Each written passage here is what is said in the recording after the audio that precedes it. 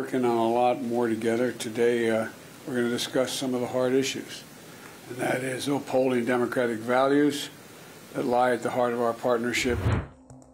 In a recent face-to-face meeting, President Joe Biden of the United States and Prime Minister Benjamin Netanyahu of Israel tried to navigate the delicate terrain of their relationship. This interaction revealed the complexities, the tensions, and of course, the shared goals which define the US-Israel partnership. The meeting marked a departure from Biden's earlier comments about Netanyahu, where it was clear that things were rather frosty. Despite these differing views when it comes to domestic policy, the two leaders reaffirmed in their meeting in New York their commitment to mutual US-Israeli interests, particularly in countering nuclear ambitions by Iran and also fostering better ties between Israel and Saudi Arabia.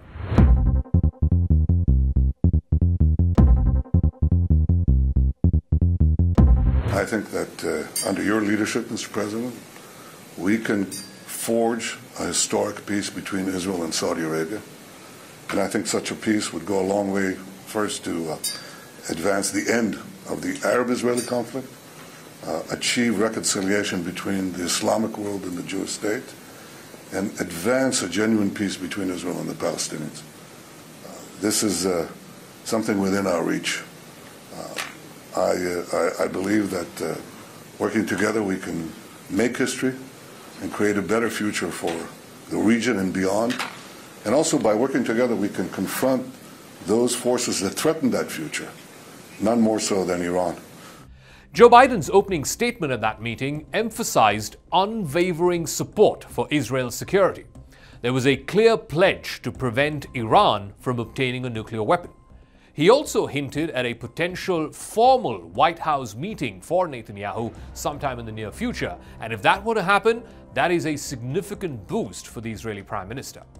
However, the meeting was not without its thorny moments.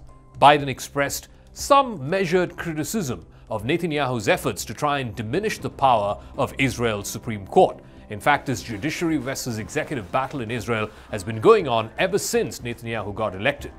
It has ignited domestic turmoil for some months now. Additionally, Biden has also called on Netanyahu to preserve the possibility of a Palestinian state. Now, implicitly, he was chastising Netanyahu for some of his recent moves to further entrench control over the West Bank. Now, these remarks highlight Washington's unease with Netanyahu's actions, one when it comes to the independence of Israel's judiciary, and also Israel's plans for settlements in the West Bank. Now, these actions not only complicate the path to a Palestinian state, but they also risk unsettling potential ties with Saudi Arabia. The heart of the meeting focused on shared concerns about Iran's nuclear program. Both leaders oppose Iran's nuclear enrichment program, but they differ on how to go about it, how to address it. Before the meeting, Biden acknowledged the historic nature of normalized ties between Riyadh and Tel Aviv, a feat that seemed almost improbable just about a decade ago.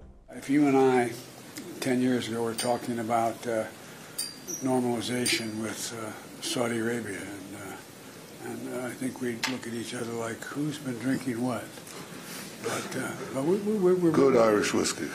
While Saudi Arabia has traditionally refrained from recognizing Israel, basically to support the Palestinian cause, recent diplomatic efforts seek to broker a deal involving recognition by Saudi for the Jewish state in exchange for American support for a Saudi civil nuclear deal, as well as enhanced military assistance. Now, to achieve this, Israel will also need to make a few concessions, like giving up land in the West Bank to the Palestinians. But members of Netanyahu's government, some of them on the extreme right of Israel's politics, have vehemently opposed such gestures. During the meeting in New York, Biden pressed Netanyahu to support the normalization process.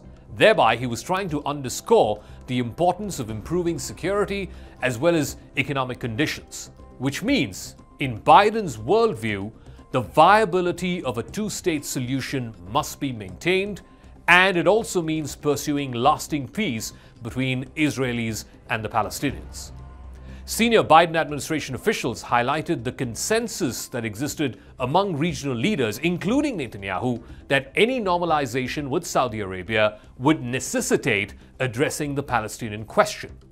While recognizing Netanyahu's constraints within his governing coalition, the United States basically expects him to deal with the Palestinian question in a viable fashion. The White House statement echoed these sentiments, urging Netanyahu to fulfill commitments to try and de-escalate tensions in the West Bank and also, more importantly, refrain from any further unilateral measures, including new settlements. Now, despite their long history and even personal camaraderie, Biden characterized Netanyahu's current governing coalition as one of the most extreme in Israeli history. The meeting allowed Netanyahu to try and reshape some of his image domestically, trying to present himself as a statesman who's got extensive diplomatic experience and also potentially mending some of the recent frictions that he's had with his old friend Joe. Nevertheless, critics, and there were many of them outside the hotel where this meeting happened, they were protesting, they were voicing their concerns, arguing that Netanyahu's attempts to weaken the judiciary should not be overshadowed by diplomatic talks. What Bibi doing in Israel is not a legitimate thing to do in democracy. He's trying to remove all the checks from his government, from the executive power, and we're here to tell the world that this is not going to happen in Israel. America's efforts to mediate between Israel and Saudi Arabia have the potential to reshape the Middle East.